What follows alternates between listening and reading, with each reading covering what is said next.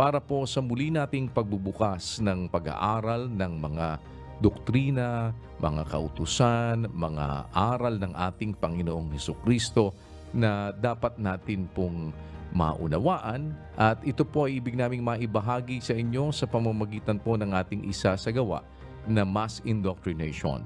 Ang MCGI po, ang members ng Church of God International, ay muling magpapasimula ng isa pong mass indoctrination sa darating na December 4. Kung loloobin po ng Panginoon, yan po ay araw ng Lunes, alas 7 ng gabi, Philippine Standard Time. Kapapalooban po ito ng ating pag-uusap tungkol sa mga aral ng ating Panginoong Hesukristo na dapat nating maunawaan, dapat nating maisakabuhayan. Alam niyo po yung pagsasakabuhayan kasi ng mga katwiran, yung prinsipyo na dala ng isang Kristiyano, ito kasi ay dapat na makita sa ating buhay, mag-reflect sa ating mga buhay at hindi lamang po sa ating mga pananalita. At yung paghahari ng ating Panginoong Hesukristo ay napakahalaga. Sabi nga po doon sa 3:15 ng Kolosas, maghari ang wika sa inyong puso ang kapayapaan ni Kristo. Nadya'y tinawag din naman kayo sa isang katawan at kayo'y maging mapagpasalamat.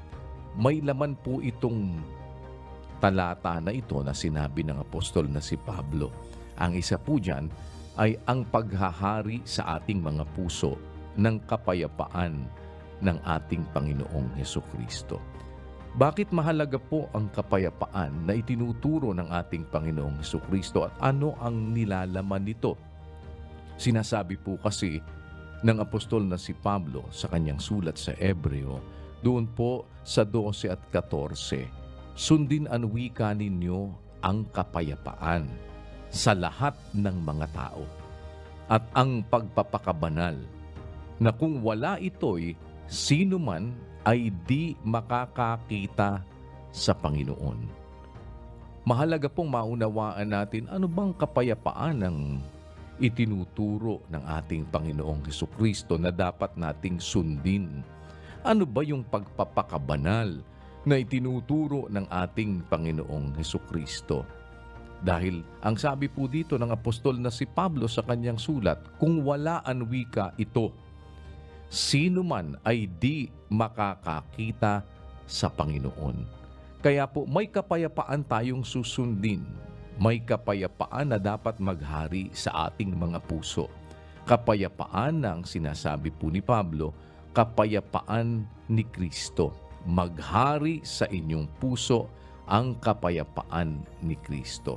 Kaya po mahalagang maunawaan natin paano ba maghahari sa ating mga puso ang kapayapaan ni Kristo. Paano natin masasabi na tayo ay pinaghaharian ng kapayapaan ni Kristo? Madali po kasing sabihin na ay kami pinaghaharian kami ng kapayapaan ni Kristo. Pero sabi nga po, to claim is one thing, but to prove is another thing. Ano ba yung mga dapat nating ginagawa kung tayo ay pinaghaharian ng kapayapaan? Kasi po, yung contrast naman ito, on the other hand, pagka hindi kapayapaan ang namamalagi sa atin at kaguluhan, sabi naman po ni Santiago doon sa 3:16, kung saan merong paninibugho, pagkakampi-kampi, doon ang wika mayroong kaguluhan at lahat ng gawang masama. Hindi ito, ang sabi doon sa 15, ang karunungang bumababa mula sa itaas, kundi ang nauukol sa lupa, sa laman, sa diablo. Kaya po, kung saan nandun ang kaguluhan, ang nandun lahat ng gawang masama. At hindi po yun ang itinuturo ng Panginoong Hesukristo. Dahil yan ang wika sa lupa, sa diablo. Kaya mahalaga, ano ba yung kapayapaan na yun na itinuturo ng ating Panginoong Hesukristo? Paano natin ito maa-achieve? Paano natin masasabi na naghahari sa ating mga puso ang kapayapaan ng ating Panginoong Hesukristo? Dahil sa iba't ibang paraan po, halimbawa, sa bahay natin, dapat meron tayong masumpungang kapayapaan na naghahari sa atin, na yun ang kapayapaan ni Kristo.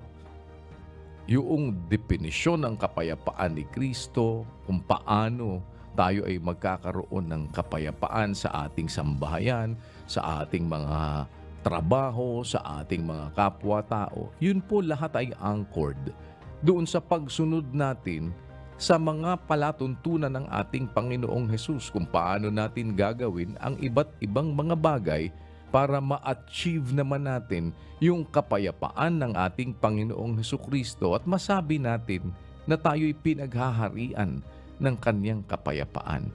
Na ang mabigat na timbang po nito, bakit mahalaga ito, ay yung sinasabi ni Pablo, kung wala ito, yung kapayapaan at yung pagpapakabanal. Dalawang bagay po itong binabanggit niya sa 12 at 14.